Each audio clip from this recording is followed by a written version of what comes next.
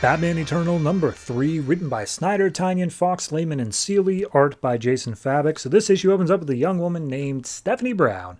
And Stephanie is walking through Gotham City. She's on the phone with her mom. Apparently she left something at her dad's house, and she just wants to go over and get it real quick. Her mom, not fond of this idea because Gotham, is arguing with her, and she's like, don't worry about it. I'll be fine. I'll be right back. So she gets to her dad's house. She tries to open the door. It's locked. She's like, all right, well, I know an open window I can get through. So she climbs up on some shelves and gets in. And as she enters, she finds a group of 4 costumed supervillains sitting around his kitchen table, himself being one of them. He is Clue Master. And the other ones don't get named. I think one of them is like Signal Man or something. And Stephanie's just like, hey, Dad, what's going on? Why are you dressed like that? What's happening? And then someone unseen knocks out Stephanie from behind and says, oh, that's not for you to know. So over at GCPD, we have Bullock thinking like, yeah, everything's about to go wrong. Like, this is about to get so much worse. And then Forbes comes up and just like, what do you mean worse? Gordon's in jail. Everything's about to get great. And that's where Maggie Sawyer comes up saying, hey, Forbes, shut your damn mouth and get back to work.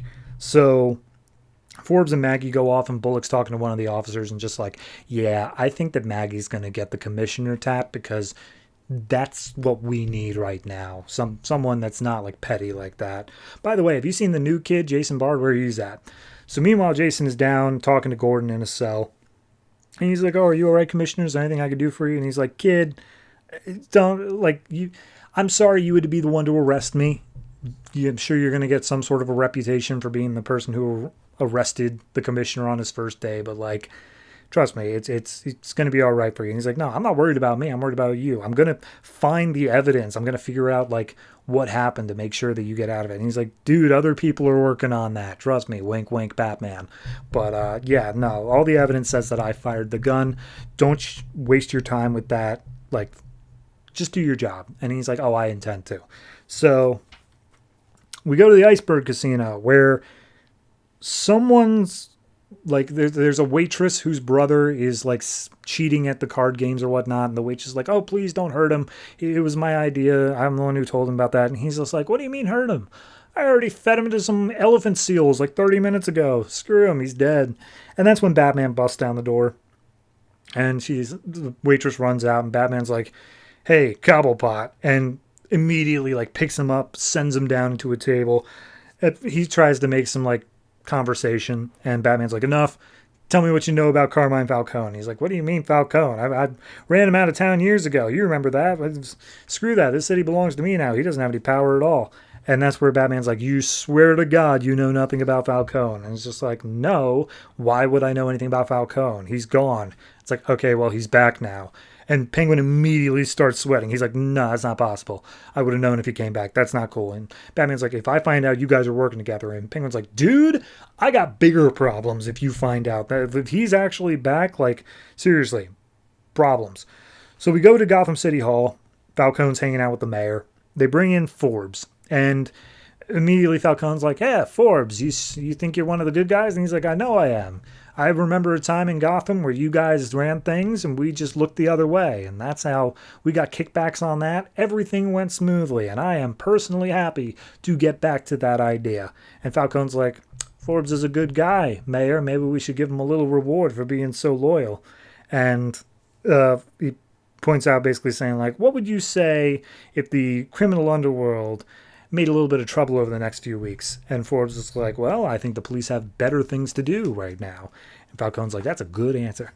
So down in the Batcave, Batman's piecing together everything he has about the guy who Gordon was chasing down. It was a low-level guy for Falcone's men. He was completely gone out of the system, and then all of a sudden he just shows back up in Gotham as a henchman for Professor Pig for like a few hours. It clearly is not the main thing. It's some sort of a distraction. And also he's trying to figure out like, okay, what made Gordon see that there was a gun in his hand? There's something, and like why in that exact place? Everything had to be planned perfectly here to make Gordon fire that gun in that exact shot. And Alfred like plays devil's advocate. He's like, maybe this, maybe that. Maybe Gordon is just, addicted to nicotine. He didn't have his hit that night. He's like, no, it's too much of a coincidence. I got to figure that out. So all of a sudden the alarms start going off. It turns out Penguin's weapons caches are being hit on the west side of Gotham. And so Batman's like, all right, it's starting. Falcone versus Penguin. Meanwhile, back at Cluemaster's home, they're talking about what they're going to do about Stephanie. And it's just like, look, Cluemaster, she's seen too much. We can't risk our plan being seen. We got to get rid of her. And Cluemaster's like, I don't have a problem with that. Yeah, no problem. So he pulls out a gun. Stephanie is conscious again. She's like, no, please, Daddy, you can't do this. And he's just like, you were always a disappointment. And he goes to pull the trigger, but Stephanie hits a gas canister on his belt and uses the distraction to bolt out of the house and escape. And she just starts running down the street as shots are being fired after her. So meanwhile, elsewhere in Gotham, Batman's taken out a bunch of goons who were attacking Penguin's weapons cache, and he grabs one of them, snaps his arm, just being like, all right, tell me what you need to know about what I need to know about Falcone. And he's just like, oh, you think the police are coming? You think they're going to help you out, rounding us all up? The Falcone knew what to do here. He knew that you would be coming after us. He's got this whole thing planned through now. So he gets a signal that another cache is being hit on the opposite side of town, and this is the big move. Everything's happening all at once. So Penguin's talking to his regular group of villains like Mr. Combustible and Mr. Mosaic and all that. And as soon as he starts the meeting, Guy busts in and tells Penguin that all of his weapons caches are getting hit. So he's like, all right, everybody, I'm going to need all your men. I'm going to need them now. War's going on in Gotham. So then at the GCPD, Maggie's get suited up in bulletproof vest, tells Bullock to do the same, saying, hey, there's gang stuff going on. It's big. We got to get going. But the voice off panel says, you guys aren't going anywhere.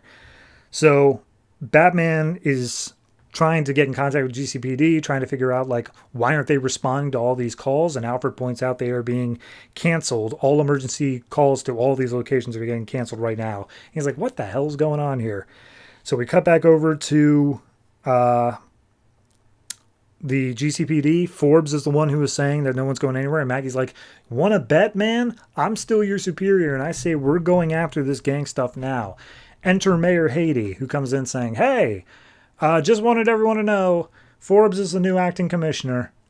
Okay, bye. And he just leaves. And immediately Maggie's just like, okay, so we're going to go do our jobs now regardless. And Forbes is like, no, I decide what your job is. And I think priority number one is no longer all of this gang stuff. They can sort out their own things. We got a bigger target. And Jason Bard's like, you mean Professor Pig? He was running around. It's like, no, not Professor Pig, you stupid idiot.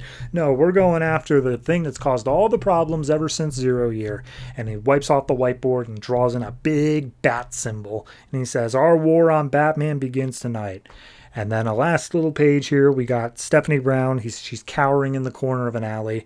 And she's called up her mom and she's like, something big is going on, Mom, and I think I'm the only person in Gotham who knows, and my dad is trying to kill me. Please pick up.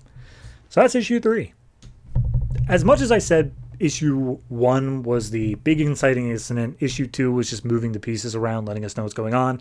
Issue 3 feels like more of the pieces going on, but we're doing the big moves now. We're starting the plot. We're saying, all right, Falcone's in town, attacking the Penguin. GCPD is now in their pockets. It's Batman all on his own here.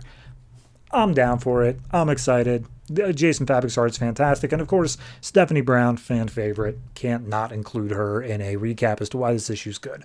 So yeah, all in all, I give this one, honestly, I'd probably give it an 8.5. I think it's a solid issue. I don't see much wrong with it at all, and it's building up the tension in a way I know is unsustainable for 52 straight issues, but I'm enjoying it while it lasts. So yeah, we'll see what more comes out of this and how all the dominoes are going to fall.